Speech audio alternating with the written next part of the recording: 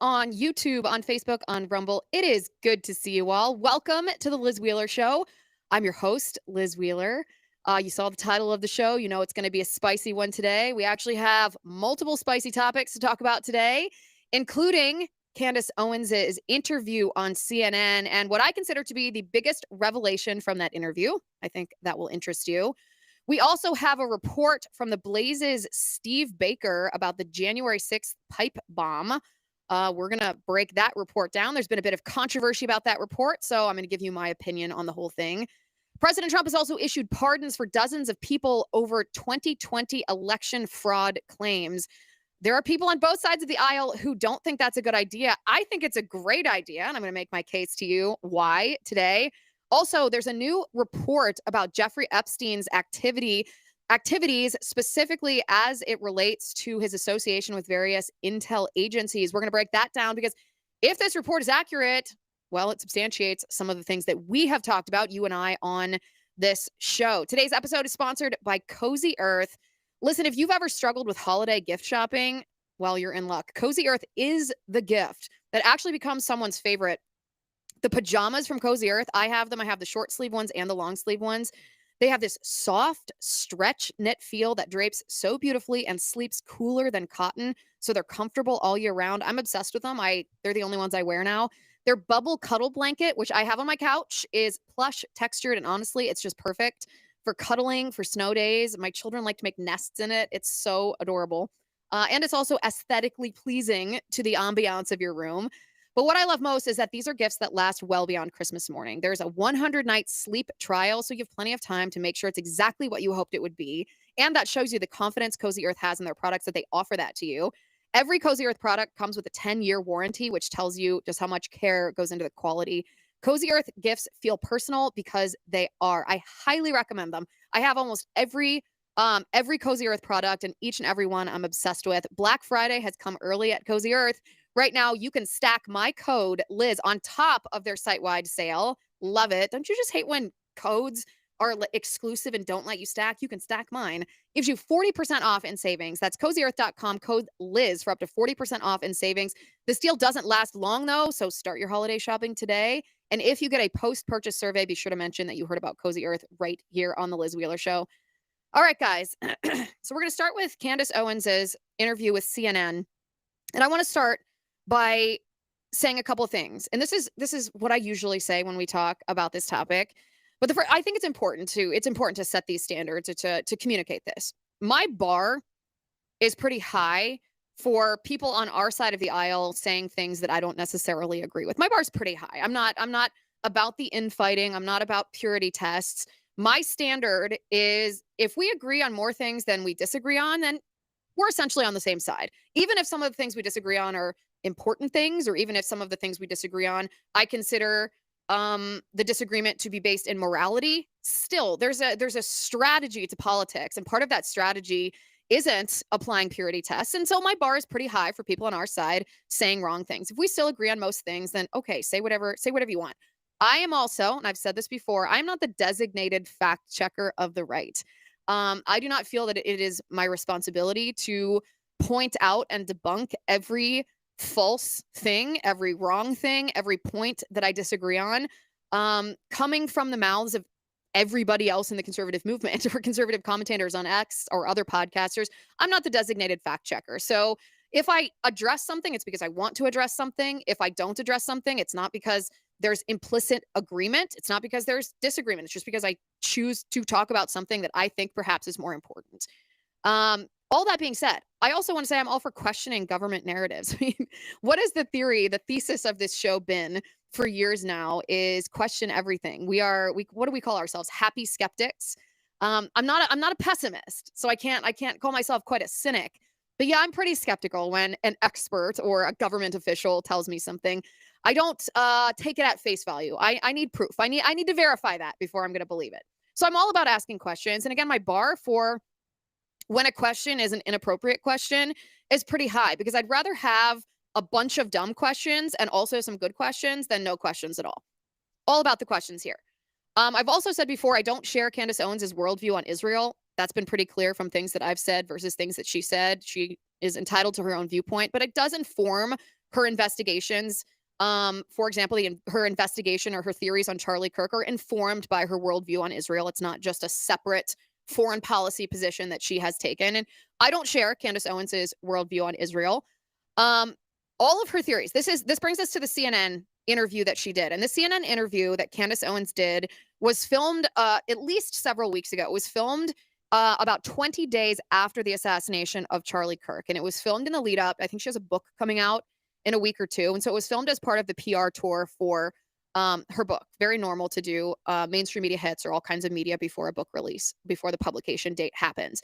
But one of the things that I found very interesting about this interview that she did with CNN is that all of her theories about what happened to Charlie Kirk, who killed Charlie Kirk, is there a conspiracy behind the murder of Charlie Kirk, all of her theories, and you're familiar with them, we don't have to go through them all.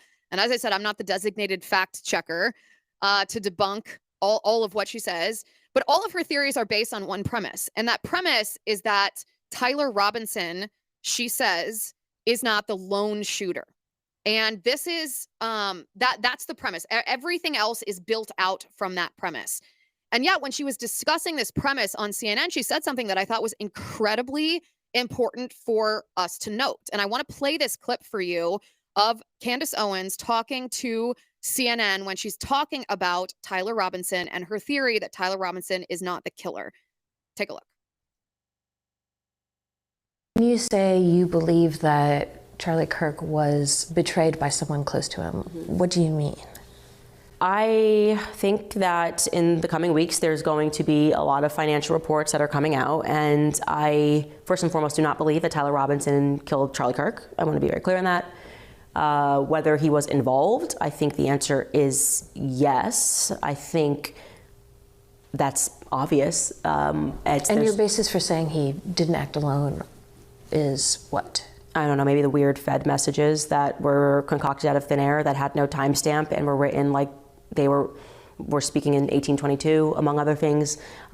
Their lack of an ability to answer any basic questions about what took place. But do you have any proof that the messages were made up? Because that would be easily proven. Yeah, but they didn't put timestamps on them, and Discord came out and said they didn't exist. This was supposedly text messages, not Discord messages. It's my understanding from the indictment. I actually did not read that they were text messages. The indictment calls them text messages. What would it be like the feds are like on a computer, like typing it out back and forth? That's exactly what it is. The feds made up the text messages. But you don't have anyone from like the FBI telling you that, or law I have enforcement? leaks. Okay. No. Has anyone leaked to you? And Tyler Robinson has. But has anyone said to you, even off the record, like, yeah, we faked these? I have very strong sources everywhere on both sides. Well, I look forward to seeing the evidence of that. Yeah, sure. Because when we keep talking about evidence, it's like, who's going to present that evidence? Like the mainstream media? Like who are you expecting to come out? That would be a hot story. No, it wouldn't be. It would be. It wouldn't be. If the FBI, like if I had a source telling me, like if I had proof that the FBI faked those messages, that would be an enormous story. Yeah, I kind of feel like we live in a post-Epstein world and we know how stories get shut down. Okay, so that was just 30 to 45 second clip of Candace Owens talking to this reporter at CNN. And as I said, all of Candace Owens's theories or her investigations into who killed Charlie Kirk, is there a conspiracy behind this, are based on that premise that she articulated, that Tyler Robinson was not the killer of Charlie Kirk. He was not the lone shooter. She says, was he involved? Obviously, she didn't say exactly what his involvement was in that clip. But here's the thing. What is that premise based on? That premise, the premise that Tyler Robinson was not the one that killed Charlie Kirk. What is that based on? And Candace Owens answered that question by saying the weird Fed messages concocted out of thin air. Now, we've read those messages on this show before. Right after, and this was maybe 48 hours after Charlie Kirk was murdered, the prosecutor in Utah did a press conference. And at that press conference, he read the text messages that were sent between Tyler Robinson and Lance Twiggs. And the text messages were extremely strange. There's no argument there. Candace and I agree on that. And I think probably most people that watch Candace, most people, here today, you and I, we agree on that. The phraseology of those text messages was extremely weird. And the content of those text messages was Tyler Robinson telling Lance Twiggs that Tyler Robinson, was the one who murdered Charlie Kirk. And in these text messages, he says, don't talk. Tyler Robinson tells Lance Twiggs, don't talk to anybody, don't answer any media interviews. And he calls him my love. And they are extremely strange, oddly phrased messages. But Candace says that her premise that Tyler Robinson is not the killer is based off of the fact that she says those weird Fed messages were concocted out of thin air. And that is where this argument falls apart for me. That's where things stop being algorithmically built. Because, again, we agree that those messages were very strangely worded. But the options, if you are conducting an investigation and you objectively say, well, these text messages between Tyler Robinson and Lance Twiggs are strange. What could be the various reasons why this phrasing is so odd? And the various reasons could be, well, the text messages could be written in a very weird way because the people that wrote them are very weird. That's option number one. Option number two is the text messages could sound really strange because they could have been fabricated. They could have been fabricated ahead of time by Tyler Robinson and Lance Twiggs in order to make it look like Lance Twiggs was not involved. That's possible. It's plausible. We would need more evidence of that, but it's certainly a theory that's worth investigating. I would investigate that if I were the FBI. And the third option is the option that Candace Owens has chosen, which is to accuse feds, law enforcement, the federal government, of concocting these messages out of thin air. Now, that's a pretty serious accusation to make. So if you look at these three options, you would say, okay, let's investigate each one of these three options and see if we have any evidence of which of these three theories might be true. Do we have any evidence that substantiates these three theories? Now, Candace says that her evidence that the text messages were concocted by the feds, she's saying the reason she believes that, or the evidence she presents to substantiate her position, is that Discord said those messages didn't exist. But no one ever said that they were on Discord. That's something that I don't know if Candace misunderstood or didn't thoroughly read the indictment, but those were not the Discord messages. The Discord chats that Tyler Robinson was a part of are entirely separate things. Discord was not where the communication between Tyler Robinson and Lance Twiggs took place. That was just on text message on your cell phone. The Discord chat, the chat in which Tyler Robinson admitted that he was the killer and said, thanks for all the laughs, sorry about everything, that was an entirely different group chat. That was not the text messages between he and Lance Twiggs. And the indictment differentiated between the two of those. So Discord said those text messages between Tyler Robinson and Lance Twiggs didn't exist on Discord, but no one except Candace said that they did. So if you kind of unpack this or unwind this, if you peel back the onion, each of these things that Candace presents as substantiation for her views, or her view, the premise being that Tyler Robinson didn't kill Charlie Kirk alone, it falls apart, in my opinion. It doesn't have enough evidence to convince me. She said, yes, the feds got on a computer and typed it out. And she said, yeah, that's exactly what happened. And when she was asked by the CNN reporter for evidence of that, because it's, again, if we have evidence of this, I'm probably the first person who's like, listen, the federal government is so nefarious, bad actors, swamp creatures, deep staters, like, show me the evidence. I am not at the point in my political career anymore where I say that is just unbelievable. You have to have more faith in human beings than that. Like, no, I'd believe it if there's proof. But just saying I have leaks or I have sources, of course, is not enough. So then we go back to these theories of the weird text messages. Again, we all think the text messages are weird. No one reading this says those are two normal people having a normal conversation. No one feels that way. So again, the reasons why. What are the reasons why these text messages raised red flags in all of us? Well, the reasons for the weird text messages could be that they're weird people, could be that they were fabricated by Tyler Robinson and Lance Twiggs to protect Lance Twiggs if he were involved in any way. Or the third option, of course, is Candace's theory that they were fabricated by the feds. Now, I think it's worth noting, too, that one of the reasons that these text messages raised red flags in a lot of us and that we say, oh, they're really weird. Are they? Like, what is wrong with these people? Is because Tyler Robinson in these text messages uses words like squad car and vehicle and my old man. He calls Lance Twiggs my love. And you think to yourself, okay, these are young men in their early 20s. Is this the way that they talk? Is this the way that, especially if these are supposed to be leftists, right? Is this the way that young leftists talk? Do they refer to their father as my old man? Do they use technical terms like squad car or, terms, automotive terms like vehicle? Is that the way that they talk? And the answer to that is no, if you just ask that question. But if you bring the totality of evidence here, if you bring full context into who these individuals are, the answer actually might be yes. Yes.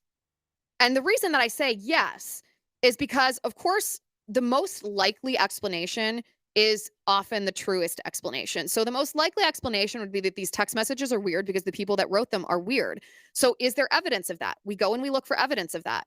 Well, the evidence of that, and we did an entire show on this 2 weeks ago. If you haven't watched it, I highly recommend that you go back and watch it. An insider, an individual who was very close to Tyler Robinson and Lance Twiggs. He played, they were gamers, they played Magic cards. And they did this together. This insider would go to Tyler Robinson's and Lance Twiggs's apartment on a regular basis, spend hours with them playing these games. He was particularly close to Lance Twiggs. He said he would spend hours listening to Lance Twiggs ranting about his mother, talking about politics. And this insider wrote a long explanation, a series of text messages to an internet personality named Turkey Tom. Now, Turkey Tom is not your typical conservative political commentator. He's not a journalist.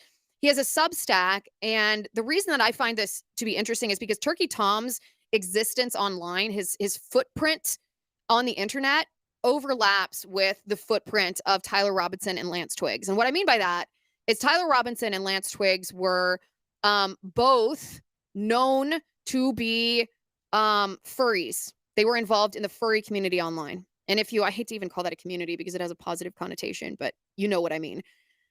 Furries, for those of you who are uninitiated, is a perverted, demented sexual fetish. It is oftentimes associated with kinky homosexual sex. It essentially involves grown adults dressing up as animals and engaging in sexual activity. And there is often a level beyond just that which is perverted in and of itself. There is an additional level of deviance involved. Often in the furry community, there are specific subsets of this fetish that engage in, they call it pup play, I believe. And I'm sorry to scandalize you by describing exactly what it is, but it's essentially that the grown furry engages in sexual activity with the person role-playing the pup furry. So it's, I would call it intellectual pedophilia, right? It's as I said, there's perverted and then there's demented. Now, both Tyler Robinson and Lance Twiggs were known to be involved in this fetish, to play video games associated with this sexual fetish, to watch pornography associated with this fetish. And Turkey Tom has an overlap with this online internet fetish that Tyler Robinson and Lance Twiggs were involved in. So when this insider, this friend of Lance Twiggs and Tyler Robinson, came to Turkey Tom and said, I want to give you an insider account of what Lance Twiggs was like, what Tyler Robinson was like, what their apartment was like, what my friendship with them was like, what their relationship was like, what their sexual relationship was, right? Turkey Tom published this entire series of text messages from this insider, this friend of Lance Twiggs and Tyler Robinson. And as I said, we did an entire episode where we read through all of these text messages. And what we found in these text messages, this account from this friend of Tyler Robinson and Lance Twiggs, was a couple of things that I think are pertinent to analyzing what we're analyzing today. Why are these text messages between Tyler Robinson and Lance Twiggs that were revealed first by the prosecutor in Utah, why are they so weird to us? Why do they raise red flags? Why do they seem incongruent with the way that early 20-something young men speak to one another over text message? And I think when you I want to read you just a couple of these descriptions from that friend of Lance Twiggs and Tyler Robinson that gives you context into who they are and why they talk the way that they talk. So this is what the insider, the friend, wrote to Turkey Tom, and Turkey Tom published this on his Substack. And I quote, Tyler was kind of your normal blue-collar Utah guy. Okay? That might seem innocuous. That's not like the juiciest thing that's included in the accounting of, when they're describing Lance Twiggs's nest and his demented drawings and his drug binges. Like this, you kind of just, your eyes skim past, except your eyes shouldn't skim past this, because this tells you, well, if Tyler Robinson, at least his background, was your normal blue-collar Utah guy, then what kind of phraseology would he be familiar with? Well, your normal, average blue-collar guy from Utah would actually use phrases like squad car and vehicle. And he could actually plausibly refer to his father as my old man. That's a very normal blue-collar type of vernacular, if you will. That's that phraseology, or those particular words would be normal if this individual, if Tyler Robinson was your normal blue-collar Utah guy. The friend of Tyler Robinson and Lance Twiggs, who spent all those years at the apartment with them, writes to Turkey Tom and says, and this is a quote, and also for the record, Tyler 100% calls Lance my love when they are talking alone. Now that, I will say, was one of the first things that raised people's red flags. They were like, wait a second, two early 20s dudes don't call each other my love. What are you talking about? Well, the friend of Tyler Robinson and Lance Twiggs says that more than anything makes those texts real to me, because he recognized Tyler Robinson's phraseology, the way that he communicated with Lance Twiggs. He recognized that in those text messages. And I find that to be evidence. Of course it's evidence. So you think about, again, the options of why those text messages raised our red flags. And they're weird text messages. Why are they weird? Well, they could be weird because they were written by weird people. They could have been fabricated by Tyler Robinson and Lance Twiggs to protect Lance Twiggs, or they could have been fabricated by the Fed. So of these three options, what do we have the most evidence of? Well, we definitely have evidence for the first option, that these are odd text messages because they were written by odd people. These people, not only was Lance Twiggs in the middle of quote unquote transitioning from a man to a woman using black market hormone replacement therapy, who knows what was in that or what that was doing to him. They were also deep into video games and Discord chats. They were into this very perverted, demented sexual fetish, this conglomeration of furries on the internet. They even watch pornography related to this sexual fetish. And Tyler Robinson, while he was engaging in that behavior right then, that wasn't his background. He didn't come from a leftist family. He didn't grow up in the LGBTQ, steeped in LGBTQIA vernacular and behavior. He was a little bit different. And this friend said, yeah, he did call Lance my love. Now, the other aspect of this, in my opinion, that is evidence that, well, odd people may be the reason why the text messages are odd. Sometimes odd people say odd things, is because when this friend of Tyler Robinson and Lance Twiggs was describing the sexual relationship between Twiggs and Robinson, he said a couple of interesting things. He said when Tyler Robinson moved into Lance Twiggs' apartment, it was common knowledge that Tyler Robinson was a virgin. And Lance Twiggs would drink alcohol frequently. And when he drank alcohol, he became more amorous. He was very touchy-feely. And this friend said oftentimes when Lance Twiggs would get tipsy or drunk, he would see Lance Twiggs and Tyler Robinson cuddling on the couch. And he said, at first and I'm paraphrasing here, at first I didn't think anything of it because that's how Lance Twiggs got when he was drunk. He's like, but then I realized eventually, once he realized that Tyler Robinson was engaging in a sexual relationship with Lance Twiggs, he said, the friend said, I speculated that maybe one of those times that Lance Twiggs was drunk and cuddling, maybe he crossed a line with Tyler Robinson. Maybe he sexually groomed Tyler Robinson into engaging in homosexual sex with him. And we don't know exactly what role the drugs played, but this friend describes Lance Twiggs's extensive drug use, from vaping cannabis, from using LSD, using Molly, all different kinds of drug use on a regular basis, staying up for 3 nights in a row without sleep sometimes. Imagine what kind of impact that would have on your mind. And you see this twisted relationship emerge, the twisted illustration of their sexual relationship. It wasn't just messed up because he was transitioning, wasn't just messed up because it was homosexual. It seemed that there was an aspect of grooming that Lance Twiggs engaged in, because when Tyler Robinson, the way he was raised was not the way that he was behaving. So something happened between the way he was raised and the way he was behaving with with Lance Twiggs that you have to wonder, and this is a question I would investigate if I were the FBI, what happened to radicalize Tyler Robinson to the point that he murders Charlie Kirk. So again, back to these reasons why these text messages are so strange to us, why they raise red flags. Well, they could be strange because they were written by strange people, and we have evidence of that. They could be fabricated. That's plausible. It's possible. They could have been fabricated by Tyler Robinson and Lance Twiggs if Lance Twiggs had any kind of foreknowledge or was involved in any way, and Tyler Robinson wanted to protect Lance Twiggs from any repercussions or legal accountability for any foreknowledge. Again, if I were the FBI, I would look into that, and the evidence that we have for that would be Lance Twiggs's connections.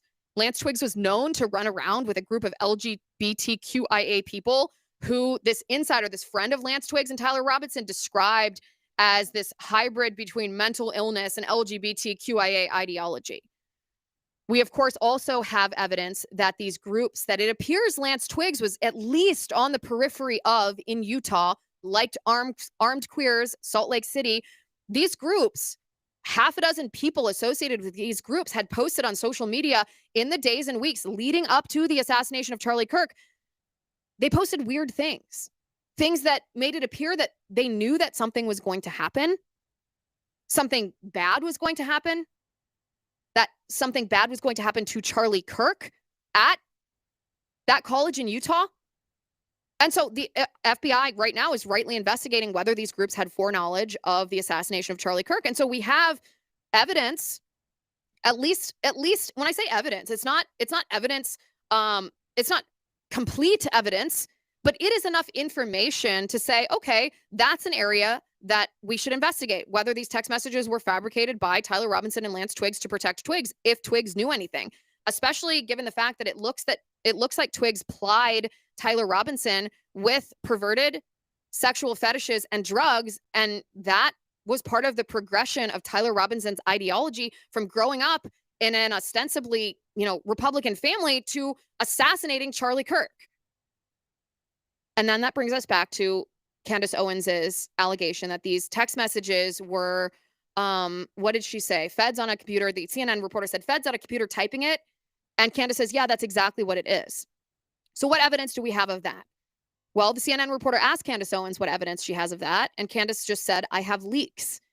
And the CNN reporter, to her credit, pushed a little bit because we're all curious. We want to see evidence here. That now's not the time to be gatekeeping evidence. Now's the time to be putting everything out in the open. Everything that we know, we should be sharing with one another, because we all want to know the truth. If there's conspiracies at play here, we want to know the truth, but we can't actually pursue the truth if information is being compartmentalized. If someone is serving as a gatekeeper and telling us, just take my word for it. Take my word for it.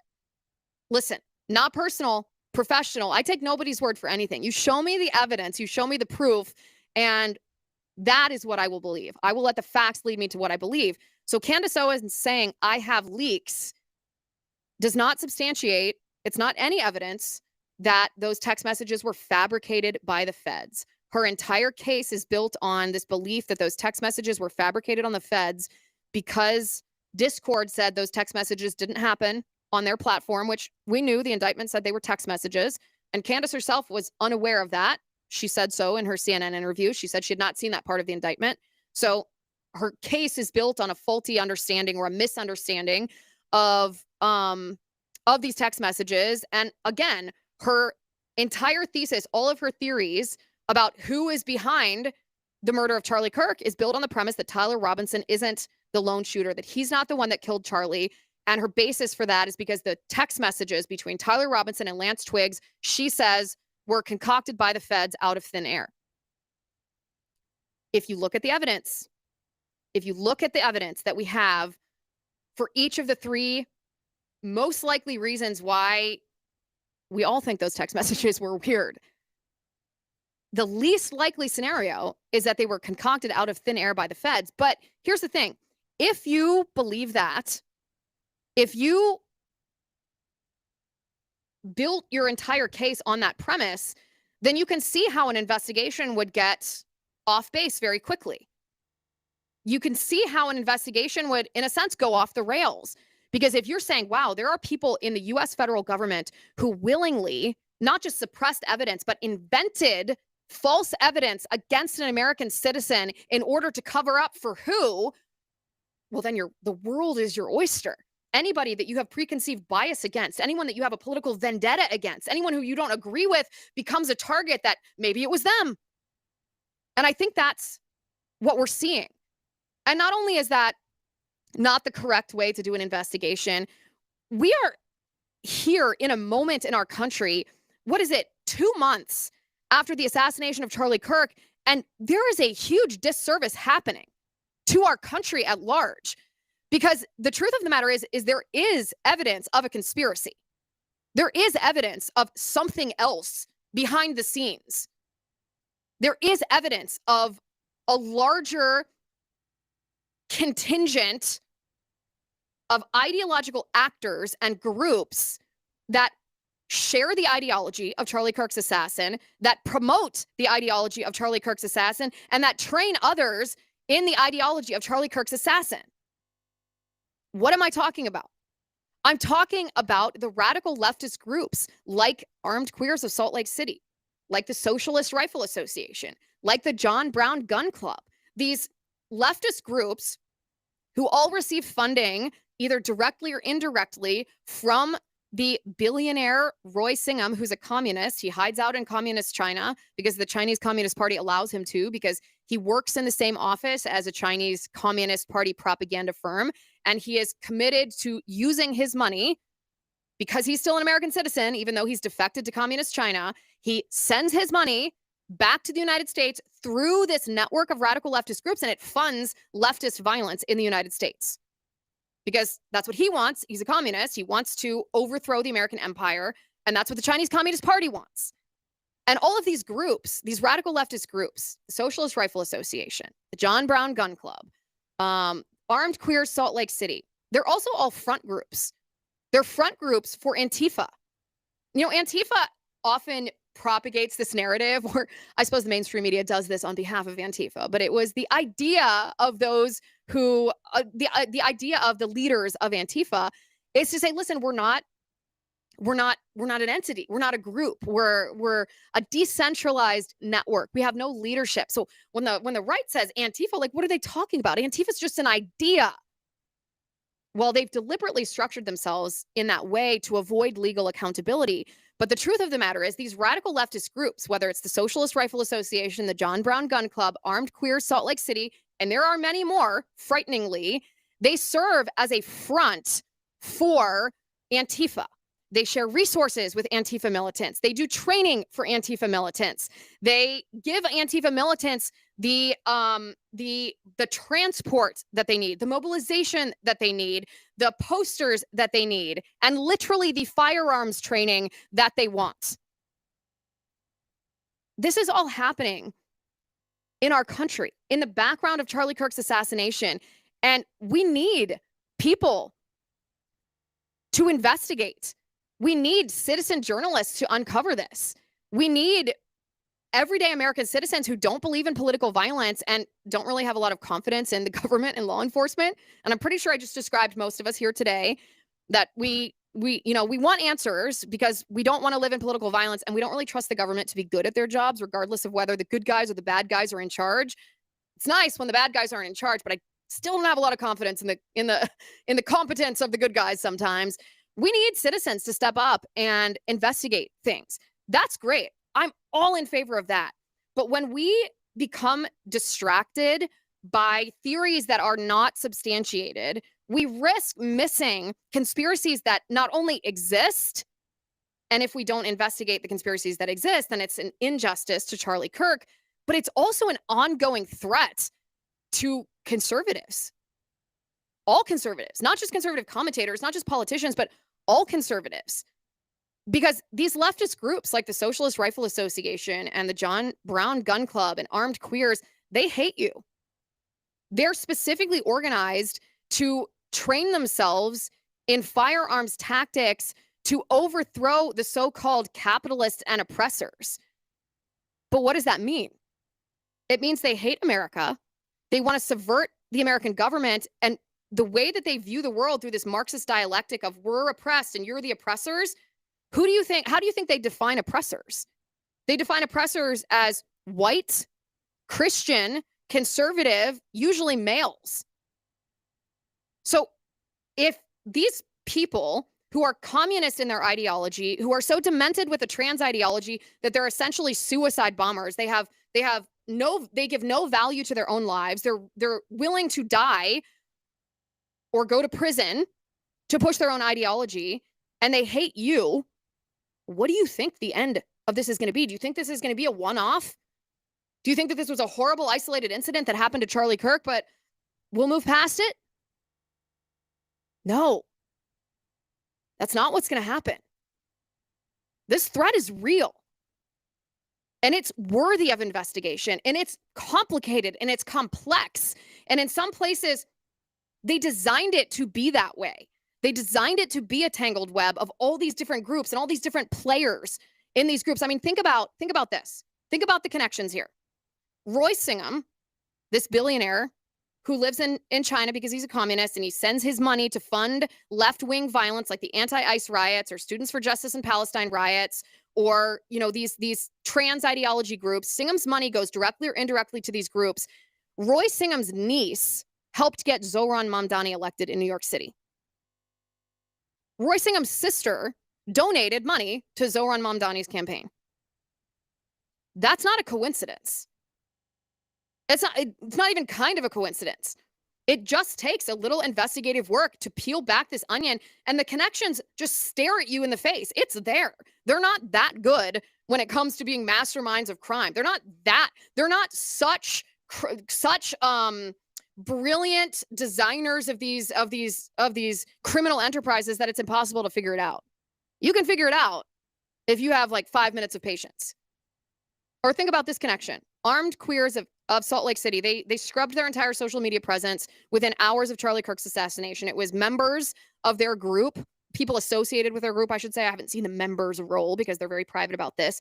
People associated with their events who were among those posting on social media, seemingly signaling foreknowledge of Charlie Kirk's assassination. The founder of Armed Queers of Salt Lake City, which is under investigation right now by the FBI, the founder's name is Ermaya Fanayan, and it sounds like a fake name because it is a fake name. This was someone who was born biologically male who now pretends to be female, Ermaya Fanayan. Ermaya Fanayan is also connected to Roy Singham. Also connected to Roy Singham. How? Ermaya Fanayan is an organizer for the Party of Socialism and Liberation.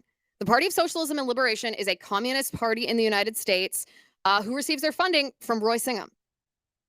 Ermaya Fanayan, on his private social media account, had published an advertisement for a joint training exercise between Armed Queers of Salt Lake City and the John Brown Gun Club and Socialist Rifle Association. The same chapters of the Socialist Rifle Association and the John Brown Gun Club, to which belonged the man who was arrested and charged for shooting up the ICE facility in Texas on July 4th. We need citizen journalists to investigate this. I wish the FBI did it. I wish that they untangled all of this and handed it to us on a silver platter. But it seems that in this day and age, we are called to be the ones to hand it to the FBI on a silver platter. There is evidence of a conspiracy at play, but we need to get our facts straight. We need to make sure that the premise of our investigation is based on actual evidence and not based on assumption, not based on misunderstanding of facts or lack of research into what the indictment actually says. We need to make sure that our accusations are very tightly presented because they are very thoroughly vetted. Very thoroughly vetted. And that, I think, was the biggest takeaway from Candace Owens's interview with CNN. Listen, I understand why so many people are drawn to the theories that she's presenting, because I share your viewpoints on a lot of things. I have a massive distrust of government. Government's hurt us a lot in an unforgivable way. There's not a single person in our government who I can point to and say, just, I'll take your word for it. Like, no way. The time for that is long past. I don't care who you are. We have an incredible distrust of government because we've been hurt. The government's been weaponized against us. There have been plots that have been propagated by swamp creatures and deep staters on both sides of the aisle, by the way, against us as the American people that are shocking. That if you told me 10 years ago what would happen with January 6th and with COVID and to pro-lifers and to parents who didn't want public schools to indoctrinate their children with critical race theory and trans ideology, the social media censorship of people who were saying, actually, are we sure that the COVID jab is, I would have been shocked. There is simply, we agree on that. The government should not be trusted. It doesn't matter who's involved in it. Ask those questions. There's also anomalies. There's weird things that grabbed our attention about the assassination of Charlie Kirk. There's no doubt about that. There's weird things about Tyler Robinson. There's weird things about Lance Twiggs. There's weird things about the background of both of those people and the groups that they were associated with and how this was pulled off. We agree on all of that. And I completely understand the inclination to believe when someone is saying, listen, I also saw the weirdness. Let me explain to you why it's weird. The reason it's weird is because there's nefarious actors who are trying to pull the wool over your eyes. I totally get the draw to that because we're all vulnerable to that. We're all looking for answers. And when someone presents those answers, especially in a very convincing way, it can be hard to say, wait a second. What is the evidence of that? But that's what we got to do. And that, to me, was the biggest revelation from the CNN interview, is that Candace Owens has built all of her theories on this premise that Tyler Robinson was not the lone shooter. But the reason that she believes, or the evidence that she presents for why she thinks he's not the lone shooter, is that she didn't believe those text messages.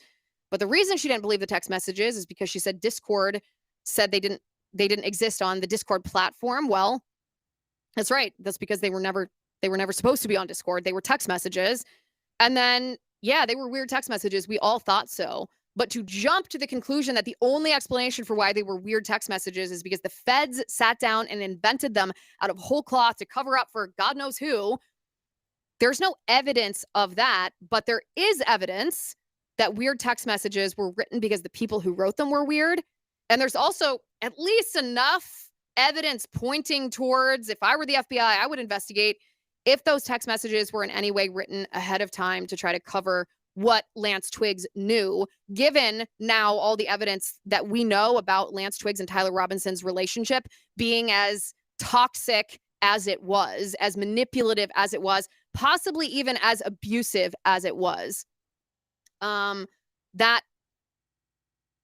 the key takeaway for those. And you can tell me in the live chat what your takeaway was. You can tell me. Seems extremely significant to me. We also today are going to talk about the pipe bomb report from Steve Baker here at Blaze. Did you guys see that? There's a lot of controversy about whether, is this the pipe bomber? Is this not the pipe bomber? Is this a credible report? Is it not a credible report? And there's a lot of infighting, even on the right, about what to think of Steve Baker's report. Well, I'm going to tell you what I think of this report in just a moment, but I want to give a shout out to today's second sponsor. That would be All Family Pharmacy. Listen, the holidays are a time for family and travel and celebration, but they're also when everyone seems to get sick between crowded airports and cold weather and all the running around. No one wants to spend Christmas week waiting in a clinic or pharmacy line. That is why now is the perfect time to get your medicine cabinet ready so you can avoid the stress, the delays, and the last-minute doctor visits. All Family Pharmacy is a family-owned pharmacy that actually respects your time and your medical freedom. There's no insurance hassle, no waiting rooms, no pharmacy lines. Everything's done safely online, reviewed by a licensed doctor, and shipped straight to your door within just a few days. They offer more than 300 trusted medications, antibiotics, antivirals, antiparasitic options like ivermectin, plus complete flu and sinus kits for when sickness hits you or your family fast. Visit allfamilypharmacy.com/Liz to order today. If you use my promo code Liz10, you can get 10% off your order. Get what you need before the holiday rush starts. It's one less thing to worry about this season. Always consult a licensed healthcare provider before using any medication. That's allfamilypharmacy.com/Liz, code Liz10. Allfamilypharmacy.com/Liz, code Liz10. Okay, let's move on to, this was actually the big story of the weekend. The big story of the weekend was published by Steve Baker and Joseph Hanneman at Blaze Media, and this was the title of the piece, and I quote, "Former Capitol Police officer, a forensic match for January 6th pipe bomber, sources say." That is the title of the piece. Steve Baker goes on to write, "A computer program that compared the bomb suspect's gait to that of Shawnee Kirkhoff produced a 94% match." The article then reads, "A forensic analysis of a female former U.S. Capitol Police officer's gait is a 94 to 98% match to the unique stride of the long-sought January 6th pipe bomb suspect, according to a Blaze News investigation confirmed by several intelligence sources." A source close to a congressional investigation of January 6th additionally told Blaze News evidence has emerged recently that pointed toward law enforcement possibly being involved in the planting of the pipe bombs. Steve Baker continues to say, "A software algorithm that analyzes walking parameters, including flexion, knee bend, hip extension, speed, step length, cadence, and variance, rated Shawnee Ray Kirkhoff, 31, of Alexandria, Virginia, as a 94% match to the bomb suspect shown on video from January 5th, 2021. The veteran analyst who ran the analysis for Blaze News said that based on visual observations that the program can struggle with, he personally pegged the match at closer to 98%. Kirkhoff, who was a Capitol Police officer for 4.5 years, left the department in mid-2021 for a security detail at the Central Intelligence Agency, sources told Blaze News. CIA spokeswoman Liz Lyons stated that the subject worked in campus security. Kirkhoff's residence in Alexandria, Virginia, Steve Baker reports, appeared to be under the watch of law enforcement officers on Friday night. Blaze News editor-in-chief Christopher Bedford was pulled over by local police after stopping to observe the home. He was then allowed to leave. The FBI, Baker writes, which failed to solve the case in nearly 5 years of investigations, but indicated that it was closing in after Blaze News brought its investigation to intelligence sources, was feet from the Falls Church address of the pipe bomb suspect days after January 6th, according to the Blaze News investigation. Former FBI Special Agent Kyle Seraphin realized Friday that he was doing surveillance next door to the woman now suspected of being the January 6th pipe bomber. Quote, "The FBI put us one door away from the suspected pipe bomber within days of January 6th, and we were deliberately pulled away for no logical or logically investigative reason," Seraphin told Blaze News Friday, "and everything about that tells me that they were involved in a cover-up and have been since day one. They were effing in on it," Seraphin says. Seraphin proposed doing a knock and talk at the door of an Air Force civilian employee whose address was tied to a vehicle that picked up the bomb suspect in Falls Church, Virginia on January 5th, 2021. Seraphin's team spent 2 days watching the man, but Seraphin's request to go face-to-face with the person of interest was denied. The team was pulled off the case the same night, he said. Seraphin said he has given the same details publicly since 2021. "There's a personal reaction to it," he said, "which is the complete vindication of the things I've been saying. And my recollection of being briefed on this stuff has been accurate for years, and I've never changed my tune." The FBI tied a DC Metro Rail Smart Trip card allegedly used by the pipe bomb suspect to an Air Force civilian employee, but determined that while the man purchased the card, he did not use it. The suspect allegedly used the card to travel from DC to a stop in Falls Church after planting the pipe bombs. The Air Force civilian employee had purchased the Smart Trip card a year earlier. Steve Baker then explains the forensic study arranged by Blaze News revealed that Kirkhoff is up to a 98% match to the gait of the pipe bomb suspect. The findings were confirmed by several current intelligence sources who viewed the study results. The source who did the comparison said that the software rated the match at 94%, He put the figure closer to a 96 to 98% match, including a combination of human intelligence and the software analysis. Samples of Kirchhoff's gate were taken from the January 6th Capitol Police CCTV security video and compared to unedited video of the hoodie-wearing suspect walking through an alley near C Street to place an alleged pipe bomb behind the Capitol Hill Club about 8:16 p.m. on January 5th. Two other sources familiar with gate analysis who viewed the video comparison and the software analysis told Blaze News they concurred that the video samples matched the gait of the gray hoodie-wearing suspect. Okay. That's the gist of the report from Steve Baker.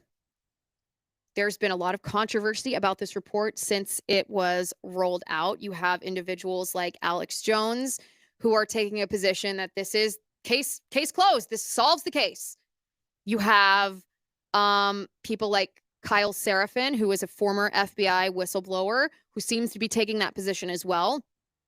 On the opposing side, you have journalists like Julie Kelly, who has been doggedly reporting on the abuses of January 6th and on the pipe bombing case since the beginning, who are more skeptical of this report, and it's caused some infighting among the right on the veracity of this report or not.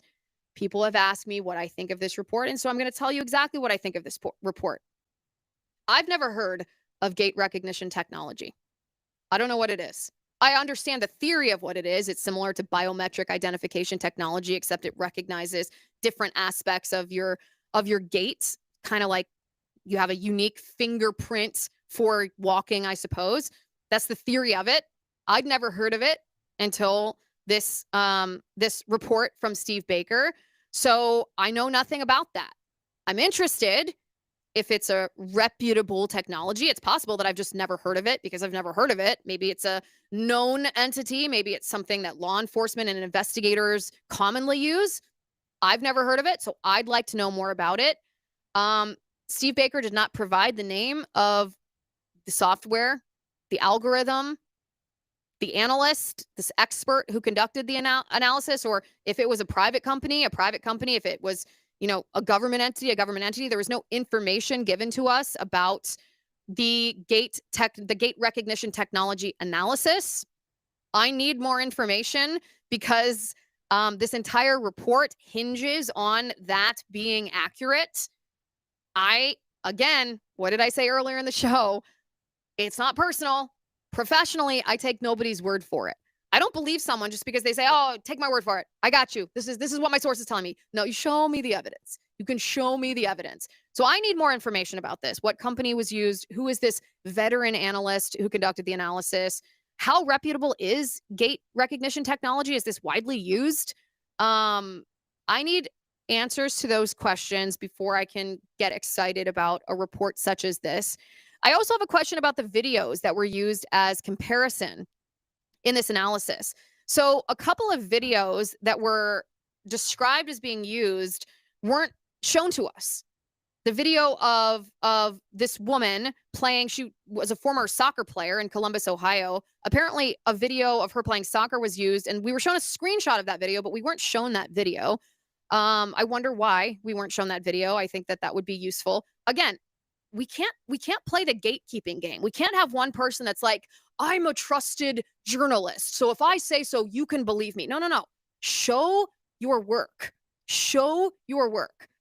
The other video that I'm curious about is the video that was used the video of the gray hoodie wearing suspect that was used in this comparative analysis. It was specified in this article by Steve Baker that the video that was used was not the same video that the FBI released of this gray hoodie wearing suspect, that it was a video of the same portion of time, the same street, the same activity, but from a different camera, from a different source. And whatever that source was, we weren't told what it was. I understand, like, oh, you can't burn your sources. Well, I need to know where that video is from, because I also need to know the forensic background of that video. Was the video used in this comparative analysis for the gait recognition technology? Was it enhanced in any way? It's a lot clearer looking, at least the screenshot of it is, than the video that was released by the FBI. If so, why? Was it the camera better quality? Was it enhanced by AI?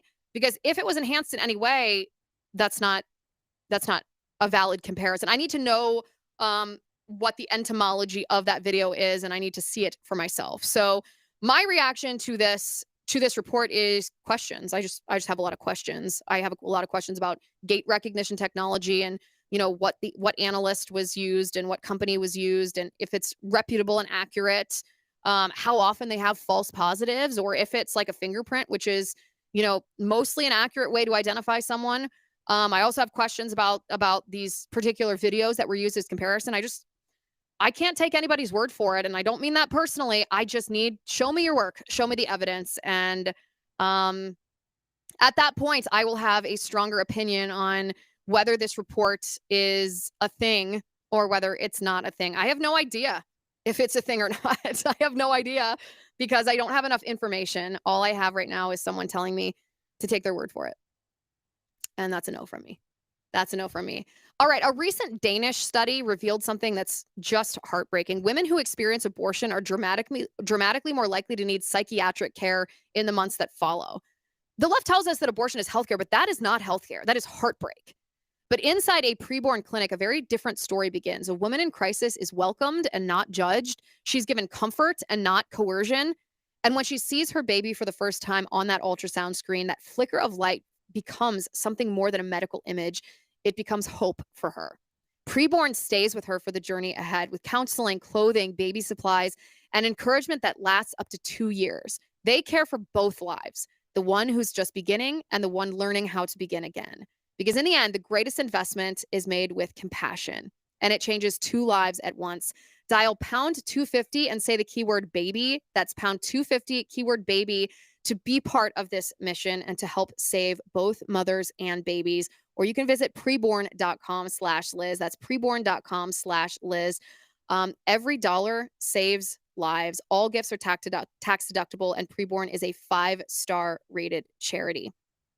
All right. I know we said we were going to cover multiple other topics today. We said we were going to talk about the Candace Owens CNN interview. We said we were going to talk about the J6 pipe bomb report from Steve Baker. We said we were going to talk about Trump issuing dozens of pardons for people over 2020 election claims. And we said we had a new Jeffrey Epstein report. All of those things are true. That was the plan for the show. But as you can see, we have run out of time for those last 2 topics. So tomorrow, make sure you turn into the show 1 p.m. Eastern right here on X, on YouTube, on Facebook, on Rumble, and we will be talking about this. It's a pretty interesting report on Jeffrey Epstein, actually. It substantiates some of the things you and I have been saying for a long time, in addition to the fact that some people on the right are like, there was a precedent set when Joe Biden pardoned Anthony Fauci and Hunter Biden, and that precedent was bad because Republicans are going to pardon their own people too. And then when President Trump pardoned these dozens of people over the 2020 election stuff, even some virtue signalers on the right are like, see, we told you there's a precedent that's been set. Yeah, no. President Trump was 100% right to issue these pardons, and we'll talk about it in greater depth tomorrow because there is a very important, I would even call it a pivotal understanding that underpins why President Trump issued this pardon, that if you don't understand, then you don't know how to fight the left. We're going to talk about that and the new Epstein report tomorrow on the show. So please subscribe. Go to Spotify.com, or not Spotify.com. Go to Spotify on your phone. Search The Liz Wheeler Show. Hit subscribe. Leave us a 5-star review. And tomorrow at 1 p.m. Eastern, we will be going live. Do not miss it. Thank you for watching today. Thank you for listening. I'm Liz Wheeler. This is The Liz Wheeler Show.